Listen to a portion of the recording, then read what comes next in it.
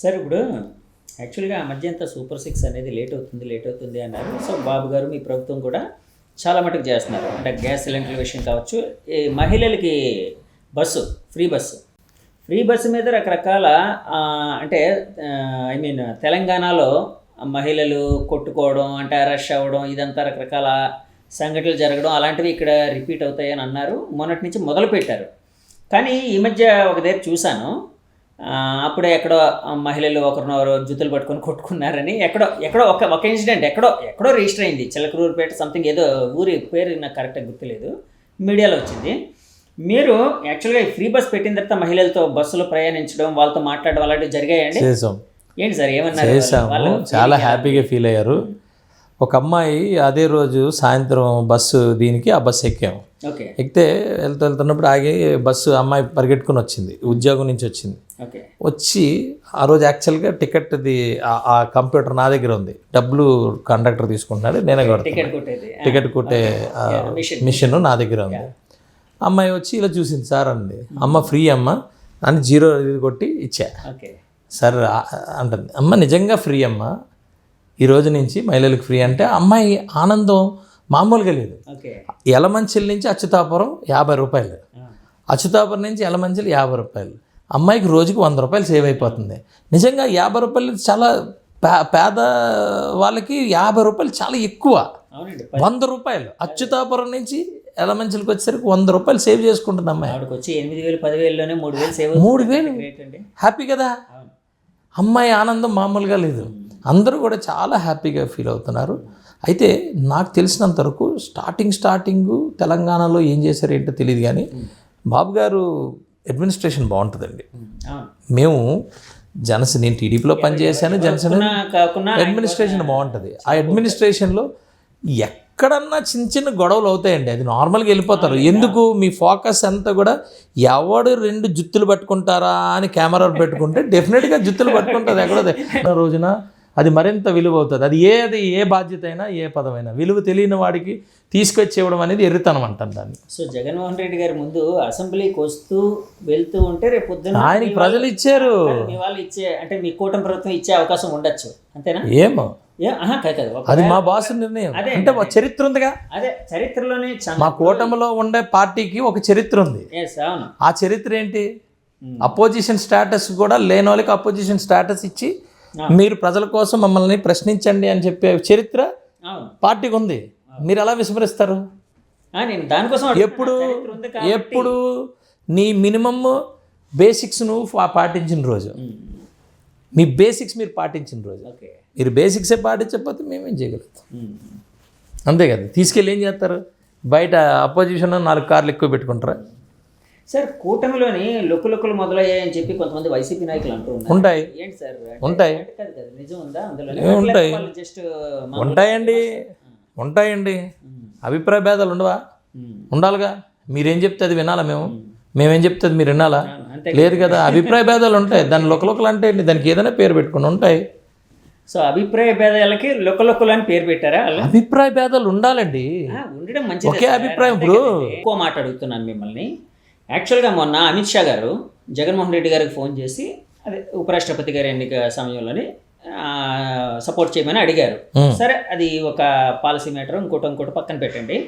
కానీ కొంతమంది ఏమంటున్నారంటే జగన్మోహన్ రెడ్డి గారు ఇప్పటికీ అంటే ఆయన కేసులు ఉన్నా కూడా ఆయన బయట ఉండడానికి, అంటే ఆయన హ్యాపీగా ఉండడానికి కారణం బీజేపీ ఆశీస్సులు, అమిత్ షా గారు మోదీ గారు ఆశీస్సులు అని కొంతమంది అంటున్నారు. ఎంతవరకు నిజం సార్ అది? అలా ఏముండదండి. అంటే ఒక పెద్ద వ్యక్తి మీద ఆరోపణలు చేసినప్పుడు దాన్ని కాంక్రీట్గా కనుక మన దగ్గర ఆవేశపడిపోయి కనుక మనం అరెస్టులు చేసేసి అది ఆరోపణలుగా బయటకు వచ్చేస్తే డెఫినెట్గా ఆయన మహా పవర్ఫుల్ అయిపోతాడు. అది బెస్ట్ ఎగ్జాంపుల్ చంద్రబాబు నాయుడు గారు. ఏది లేకుండా ఆయన తిన్నంగా తీసుకెళ్ళి అరెస్ట్ చేశారు, అందుకే 164 సీట్లు వచ్చాయి. దాని మీద ఆరోపణలే కాబట్టి దాన్ని హెరాస్మెంట్ అంటారు. డెఫినెట్గా మాకు హెరాస్ చేయాలనే మనస్తత్వం మా దగ్గర లేదు. ఫస్ట్ ఆఫ్ ఆల్ 1కి 10 సార్లు చెక్ చేసుకొని 100% జరిగినప్పుడు మాత్రం డెఫినెట్గా వదిలే ప్రసక్తి లేదు. సింపతి అవనండి, ఏదైనా అవనండి. సింపతి అయితే ఒకసారి అవుతుంది, 2 సార్లు అవుతుంది, ప్రతిసారి అవుతుంది కదా. ఆల్రెడీ ఆ సింపతి ఆ మీటర్ ఆల్రెడీ ఆయన 19లోనే వాడేసుకున్నాడు ఆయన. ఓకే. పార్టీ అసలు పెరిగిందే ఆ సింపతి మీద. కానీ వైసీపీ పార్టీ పెరిగిందే అంతే అంతే. ఆయన జైలు నుంచి వచ్చినప్పుడు జైలుని పెట్టేశారు, కావాలని పెట్టేశారు. ఆయన తండ్రి లేని కొడుకుని అన్యాయంగా హెరాస్ చేస్తున్నారు. అదే కదా బయట ఇచ్చిన సినిమా. హెరాస్ చేస్తున్నారు, అవి చేస్తున్నారు అని మాట్లాడుకున్నారు. ఆ రోజు రాజశేఖర రెడ్డి గారి మీద ఉన్న అభిమానంతో రాజశేఖర రెడ్డి గారి ఉన్న దీని మీద ఈయనకి సింపతి వచ్చింది.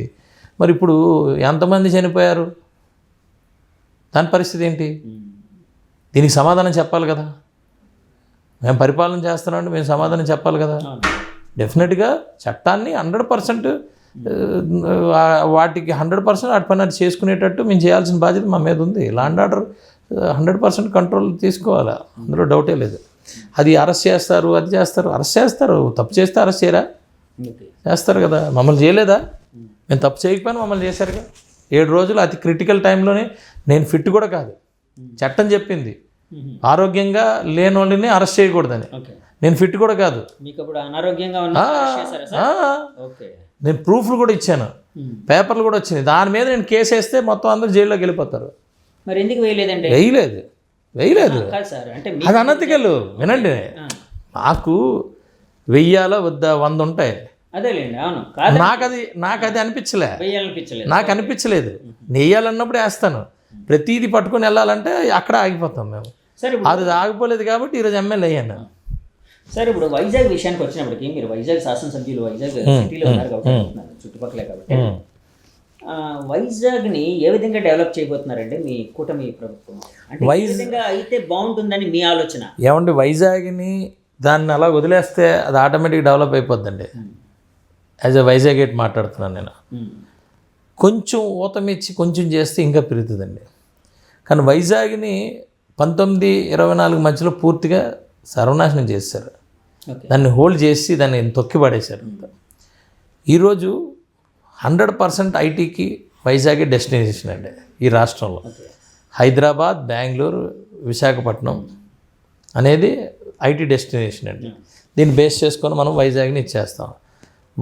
ఉమ్మడి వైజాగ్లో ఈరోజు ఈ రాష్ట్రానికి ఆర్థికంగా ఇది రాజధాని లాంటిది, ఆర్థికంగా సపోర్ట్ చేసేదే.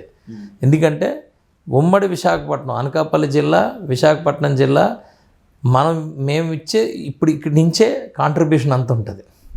ట్యాక్స్ కాంట్రిబ్యూషన్ అంతా ఇక్కడి నుంచి, ఈ 2 ప్రాంతాలు తిరుపతి నుంచే ఎక్కువ కాంట్రిబ్యూషన్ ఉంటుంది. మన దగ్గర నుంచి ఉంటుంది. డెఫినెట్గా దీనికి ఏంటంటే మొన్న కూడా విఎంఆర్డీఏలో మీటింగ్ అయినప్పుడు మేము ప్రాపర్గా అన్నీ చూసుకున్నాం. డెఫినెట్గా ఇక్కడ 100% దీన్ని డెవలప్ చేసుకోవాలి. Best infrastructure, best amenities, tourism, industries, IT, వీటన్నిటి మీద బెస్ట్ తీసుకొని రావాలి. అంత ల్యాండ్ కూడా యూటిలైజేషన్లోకి తీసుకురావాలి. ఇవన్నీ మంచి ప్లాన్స్ చేసుకున్నాం. నా దగ్గర మీరు చూసే ఉంటారు. అలాగే ఇప్పుడు రింగ్ రోడ్స్ అని అవన్నీ ఇవన్నీ ప్లాన్ చేసుకుంటున్నాం. ఇవన్నీ చేస్తాం. 100% అవుతుంది. అంటే మనం తెలుగు వాళ్ళం కాబట్టి అడుగుతున్నానండి. అంటే మన తెలుగు వాళ్ళకి ఎప్పుడైనా కంపారిజన్ వచ్చినప్పుడు మన వాళ్ళందరం హైదరాబాద్తో, ఆంధ్ర వాళ్ళందరూ హైదరాబాద్తో పోలుస్తారు. ఎందుకంటే హైదరాబాద్ అనేది ఒక మెగా సిటీగా రూపుదిద్దుకుంది అప్పట్లో ఉమ్మడి ఆంధ్రప్రదేశ్లో. సో ఇప్పుడు ఇంకా ముందుకు వెళ్తూ ఉంది, కాదంటలేదు. మొన్న వైజాగ్ ఒక హైదరాబాద్లో తయారవ్వాలంటే ఎంతకాలం పట్టే అవకాశం ఉందని మీరు అనుకుంటారు? పడుతుందండి. అంటే అది ఎంతకాలం పట్టచ్చు? ఎలాంటి? హైదరాబాద్లో నిజామ్స్ పరిపాలించారండి. హైదరాబాద్లో నిజామ్స్ పరిపాలించారు. నిజాం దీంట్లోనే ప్రపంచంలోనే ఐడెంటిఫైడ్ బిలియనియర్స్ వాళ్ళు, అంత బాగా డబ్బున్న వాళ్ళు నిజామ్స్ పరిపాలించారు. సో హైదరాబాద్ ఐడెంటిఫైడే. అదొక్క హైదరాబాదే, చుట్టుపక్కల ఏం కాదు. మళ్ళా చుట్టుపక్కల గ్రామాలు చూసుకుంటే మన గ్రామాలు బ్రహ్మాండమైన గ్రామాలు. ఒక హైదరాబాద్ని చూసుకుని తెలంగాణ అంతా డెవలప్ అయిపోయిందని అంటే కుదరదు. హైదరాబాద్ ఒకటే, చుట్టుపక్కలంతా అప్పుడెప్పుడు ఎలాగ ఉందో ఇప్పుడు అలాగ ఉంది. మనం ఇంకా మన దగ్గర ఇన్ఫ్రాస్ట్రక్చర్ అది ఇది ఉంది. నేనేమంటానంటే లొకేషన్ వైజ్గా అది సెంట్రలైజ్డ్ ఇండియాకి. సో అన్ని కనెక్టివిటీస్ అక్కడ అవసరం. మీ ఫ్లైట్ ఎగిరారంటే మధ్యలోని కావాలంటే అక్కడ దిగాల్సిందే. So connectivities easy connected. అది లొకేషన్ వైజ్గా చాలా అడ్వాంటేజ్ కదా. ఇది హైదరాబాద్ అనేది చాలా అడ్వాంటేజ్. మీరు అటు బెంగళూరు వెళ్ళండి, ఇటు వైజాగ్ రావండి, అటు కోల్కతా వెళ్ళండి, ఎక్కడా లేని, ఈవెన్ ఢిల్లీకి కూడా లేనంత లొకేషన్ అడ్వాంటేజ్ హైదరాబాద్కు ఉంది. కానీ ఫాస్ట్గా ప్రతి ఒక్కరు అక్కడి నుంచి ఈజీగా ఎట్నుంచైనా ఇండియాలోని ఎట్నుంచైనా ఎటన్నా మూవ్ అవ్వచ్చు. ఇప్పుడు ఢిల్లీ నుంచి చెన్నై రావాలంటే 3 గంటల 2.5 గంటల ఫ్లైట్కి పడుతుంది. అదే మీరు ఇక్కడి నుంచి ఎటు వెళ్ళినా కూడా 1 అవర్లోనే వెళ్ళిపోతారు మొత్తం అంత లొకేషన్. దాని మీద దట్టు విజనరీ చంద్రబాబు నాయుడు గారు, ఆ విజనరీ ఆ ఇన్ఫ్రాస్ట్రక్చర్ ఇవన్నీ డెవలప్ చేయడం వల్ల అది అలా అయింది. మనది కూడా అలాగే మనం డెవలప్ చేసుకుంటాం. మనకున్న అడ్వాంటేజెస్ ఏంటి, మనకు ఉన్న shore advantage, logistics advantage, IT advantage, ఈ అడ్వాంటేజ్లో మన ప్లాన్ మనకుందండి. As a leader, as a future leader 100% మన ప్లాన్ మనం చేసుకుంటాం. అంటే ఎందుకు నేను ఈ క్వశ్చన్ అడుగుతున్నానంటే సార్, చాలామంది ఇప్పుడు ఐటీ సెక్టర్లో ఉండే కుర్రాళ్ళు, ఇప్పుడు చదువుకున్న వాళ్ళు ఐటీ జాబ్ కావాలంటే లేకపోతే కోర్సులు కావాలంటే హైదరాబాద్ వెళ్ళాల్సి వస్తుంది. వైజాగ్ అందుకుందండి, వైజాగ్ అందుకుంది, దాన్ని మొత్తాన్ని చంపేశాం. వాళ్ళందరినీ ఖాళీ చేస్తాంగా. ఓకే, 19-24 మధ్యలో వీళ్ళు ఖాళీ చేస్తారు కదా వైసీపీ వాళ్ళు. అన్నింటిని ఖాళీ చేసి తోస్తారు బయటికి ఇక్కడి నుంచి, వైజాగ్ నుంచి. మళ్ళీ వచ్చి తీసుకురావాలంటే దానికి ఒకసారి మీకు ఎప్పుడైనా కూడా ప్లెయిన్ ల్యాండ్ మీద ఇల్లు కట్టడం చాలా ఈజీ. ఒక ఇల్లు పడగొట్టి మళ్ళీ ఇల్లు కట్టడం అంటే చాలా కష్టం. అలాగే ఒకసారి ఆ క్రెడిబిలిటీ పోయిన తర్వాత మళ్ళీ క్రెడిబిలిటీని తేవడం అనేది చాలా కష్టం. మొన్న చంద్రబాబు గారు సింగపూర్ వెళ్ళింది నేను ఎందుకంటే ఆ క్రెడిబిలిటీ పోయింది, మళ్ళీ వాళ్ళని ఒప్పించడానికి కొన్ని మాటలు నాకు అవును ట్రూ.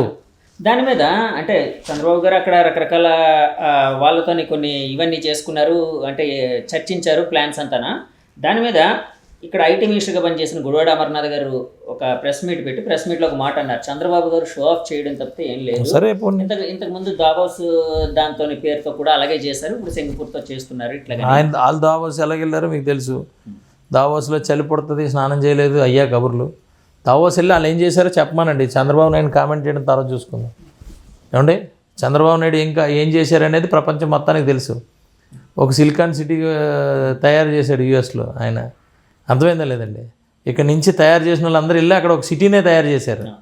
ఇక్కడ వేసిన విత్తనాలు ఇక్కడే మొక్కలు కాదు, అక్కడే మానులు తయారవుతున్నాయి. ప్రపంచం మొత్తంలో మానులు తయారవుతున్నాయి. ఈయన పానీపూరి బండ్లు కూడా ఇప్పటివరకు రాలేదు. సరే, అమర్ తెలుసుకొని మాట్లాడమనండి. ఈయన ఏం చేశాడో ముందు చెప్పమానండి. వీళ్ళకి రికార్డు ఉంది, 5 సంవత్సరాల రికార్డు ఉంది కదా. ఒక మంత్రిగా చేసే 2 సంవత్సరాలు 3 సంవత్సరాలు మంత్రి. కనీసం మా అనకాపల్లి అచ్యుతాపురం రోడ్డు వేయలేదు ఆయన. ఈ దావోస్ గురించి చంద్రబాబు నాయుడు గురించి మాట్లాడడం అనేది కరెక్ట్ కదా. అనకాపల్లి శాసనసభ్యుడిగా పనిచేసి రోడ్డు వేయలేదా సార్? వేయలేదు కదా. అప్పుడు చాలా రేపు 1 వీక్లో అయిపోతుందని కూడా వేసారా? రోడ్డే వేయలేకపోయాడు ఆయన మంత్రిగా ఉండి.